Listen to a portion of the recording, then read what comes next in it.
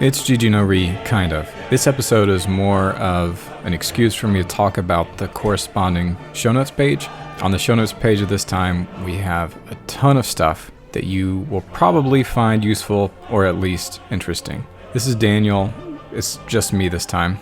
And this past weekend, I did something a little different than usual. I ran a game online using Roll20, which I never do, and I didn't know how to do really. So part of my goal was, in doing this little exercise that I'm going to talk about, I was wanting to teach myself how the kids are doing Roll20 these days. I was reading, or rereading I should say, humble brag, the Inferno with a new translation, and I thought, there was that game in 2003 for the Xbox where you played Dante and you went through hell and you fought a bunch of demons. And then I just played Doom where you do similar things. And I thought, you could do D&D like that. But instead of doing the normal style of D&D that I do, I thought I could do a throwback to the 4E days where it's mostly tactical mini war game encounters strung together with dramatic elements, cutscenes essentially.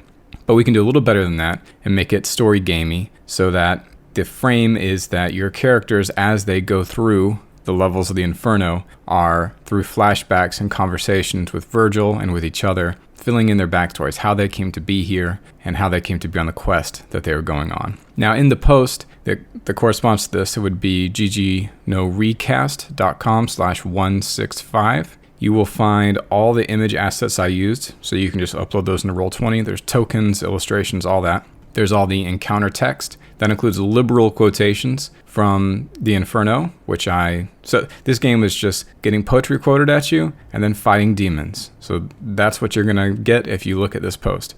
So all the text that I read out, you'll find that there, plus all the monster stats. So you should, with a little copying and pasting, be able to recreate your own version of this. Or if you're not interested in running a Dante's Inferno campaign, you can at least look at the kind of work that you've got ahead of you if you're not familiar with running games using Roll20 in this way.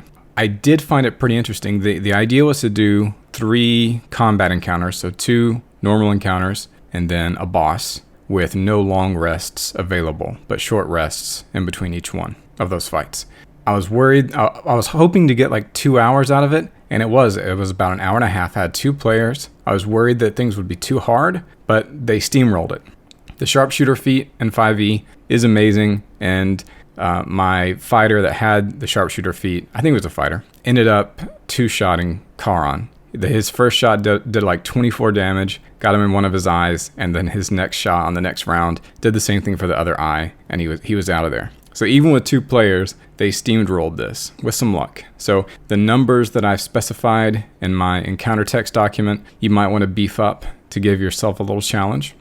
But take a look in that document that I'm putting up and linking, and look at all the images and think about how you might adapt your own literary homage campaign. This way of doing it, if you have players that enjoy tactical combat, is very satisfying and it's easy. So if you're familiar with some literary body, you can cut quotations and structure from that body and suit it pretty easily to a D&D campaign. So in Dante, the encounters were already laid out for me pretty easily. I had neutral angels who didn't side with God or with Satan. I had a wolf and a lion and a leopard, and I had Charon. So that's all I needed. There was my 3 encounters. I'm sure if you look at any other text, if you look to the Iliad or the Odyssey, you could do the same thing.